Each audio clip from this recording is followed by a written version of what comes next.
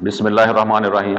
ਮੈਂ vice news ਦਾ ਸ਼ੁਕਰੀਆ ਅਦਾ ਕਰਦਾ ਉਹਨਾਂ ਦੀ ਵਸਾਤਤ ਦਾ। ਮੈਂ ਆਪਣੇ ਗੋਜਰਾ ਦੇ ਹਲਕੇ ਦੀ ਆਵਾਮ ਦਾ ਵੀ ਸ਼ੁਕਰੀਆ ਅਦਾ ਕਰਦਾ ਔਰ ਆਪਣੀ ਹਕੂਮਤ ਪੰਜਾਬ ਦਾ ਵੀ, ਆਪਣੀ ਕਿਆਦਤ ਦਾ ਵੀ, ਕਿ ਜਿਨ੍ਹਾਂ ਨੇ ਮੈਨੂੰ ਬੜੇ ਹੀ ਅੱਛੇ ਮੌਕੇ ਦਿੱਤੇ ਔਰ ਮੈਨੂੰ ਇੱਕ ਕਰਨ ਵਾਲੀ ਲਾਈਨ 'ਚ ਖੜੇ ਹੋਣ ਦਾ ਮੌਕਾ ਮਿਲਿਆ। ਤੇ ਮੈਂ ਆਪਣੇ ਗੋਜਰਾ ਦੀ ਹਲਕੇ ਦੀ ਆਵਾਮ ਵਾਸਤੇ ਬਹੁਤ ਹੀ ਅੱਛੇ ਪ੍ਰੋਜੈਕਟ ਲੈ ਕੇ ਆਇਆ। 1122 ਬਣਾਇਆ ਗੋਜਰਾ, ਜਿਹੜੀ ਅਸ਼ਦ ਜ਼ਰੂਰਤ ਸੀ ਮੋਟਰਵੇ ਤੋਂ ਬਾਅਦ, ਕਿਉਂਕਿ ਇੱਥੇ ਬਹੁਤ ਜ਼ਿਆਦਾ ਰੋਡ ਐਕਸੀਡੈਂਟ ਹੁੰਦੇ ਸੀ ਔਰ ਰੈਸਕਿਊ ਕਰਨ ਦਾ ਬੜਾ ਹੀ ਮਸਾਇਲ ਦਾ ਅਸੀਂ ਸ਼ਿਕਾਰ ਸੀ। THQ 'ਚ ਸਾਡੇ ਉਹ ਸਹੂਲਤਾਂ ਮੁਯੱਸਰ ਨਹੀਂ ਸੀ ਜਿਹੜੀਆਂ ਮਰੀਜ਼ਾਂ ਨੂੰ ਮੁਸ਼ਕਲਾਤ ਪੈਦਾ ਹੁੰਦੀਆਂ ਸੀ। ਤੋ ਅਲਹਮਦੁਲਿਲਾ 1122 ਅਸੀਂ ਦਾ ਕਿਆਮ ਕੀਤਾ ਔਰ ਅੱਜ ਅਲਹਮਦੁਲਿਲਾ ਉਹ ਵਰਕਿੰਗ ਪੋਜੀਸ਼ਨ 'ਚ। ਉਸ ਤੋਂ ਇਲਾਵਾ ਸਟੇਡੀਅਮ ਜਿਹੜਾ ਗੋਜਰਾ ਦੀ ਇੱਕ ਦਰੀ ਨਾ ਖਾਹਿਸ਼ ਸੀ, ਨੌਜਵਾਨਾਂ ਨਾਲ ਬੜੀ ਜ਼ਿਆਦਤੀ ਹੋ ਰਹੀ ਸੀ।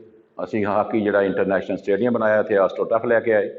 ਉਹ ਵੀ ਅਲਹਮਦੁਲਿਲਾ ਮੇਰਾ ਇੱਕ ਬਹੁਤ ਬੜਾ ਪ੍ਰੋਜੈਕਟ ਸੀ ਸਾਡੀ ਪਾਰਟੀ ਦਾ, ਸਾਡੀ ਕਿਆਦਤ ਦਾ, ਇਸ ਗੋਜਰਾ ਦੀ ਆਵਾਮ ਵਾਸਤੇ।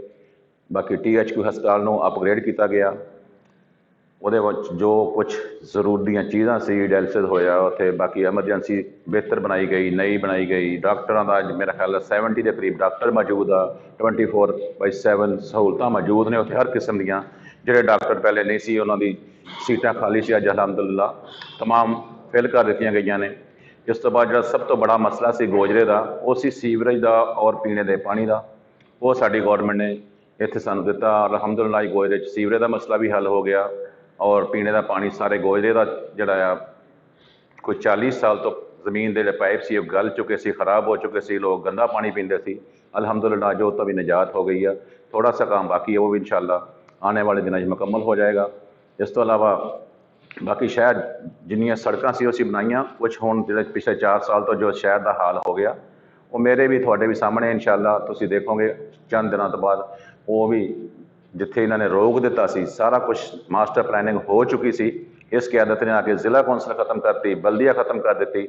ਉਹ 3 साल क्योंकि इन्होंने तो काम करना ही नहीं सी, ना ही काम करने वाले थे, बल्कि जो करते थे उनको भी इन्होंने रोक दिया कि अगर ये लोकल बॉडी मुस्लिम लीग नून का एक बहुत बड़ा हिस्सा था जो पूरे पंजाब में ज़िले कौंसल और म्यूनसिपल कमेटी में नुमाइंदे बैठे थे, उनका भी इन्होंने हक मारा और आवाम के साथ ज़्यादती की।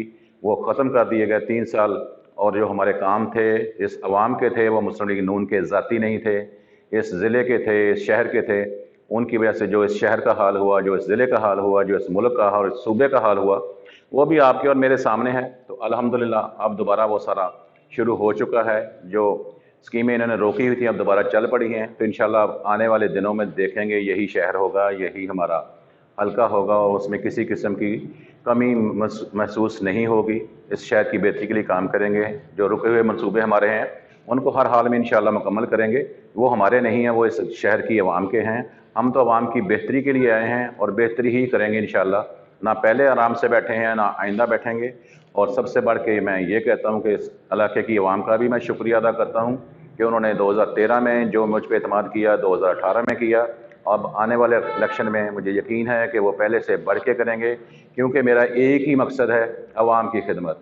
ना मेरे पास कोई ऐसे लोग हैं जो किसी को तंग करें, ना मेरी कोई ऐसी जमात है, ना मेरे ऐसे कोई दोस्त हैं, ना मेरे ऐसे कोई काउंसलर हैं, ना मेरे साथ कोई ऐसे साथ रहने वाले लड़के या दोस्त हैं जो किसी किस्म की भी एक पाई की करेक्शन तो दूर की बात, कभी किसी के साथ लेने देने की बात भी की हो। मुझे इस पे अपनी पूरी टीम पे, दोस्तों पे, अपने काउंसलर पे, अपने साथियों पे फ़ख्र है। और यही मेरा फ़ख्र मेरी आने वाली कामयाबी का इंशाल्लाह मुकद्दर बनेगा। और यही मेरा इंशाल्लाह मकसद है कि जो अवाम की अमानत है, जो इस हलके की अमानत है, वो मैं जिस तरह मिले उसमें कोई 10 पैसे इजाफा तो करूँ, उसमें कमी ना करूँ, लोगों की खिदमत करूँ, ताकि ये मेरी आसानी होगी, मेरी कब्र आसान होगी, मेरा हशर आसान होगा। तो मैं इंशाल्लाह आने वाले दिनों में इस इलाके की भरपूर खिदमत करूँगा और हर उस बुराई का, हर उस मुश्किल का डट कर अपने अवाम के साथ खड़ा होऊंगा जो इसकी नुकसान करेगी, जो इसका हक खाएगी, जो इसके हक के आगे रुकावट बनेगी। उसको दूर करने के लिए मैं अपना जान माल सब कुछ कुर्बान कर दूँगा इंशाल्लाह।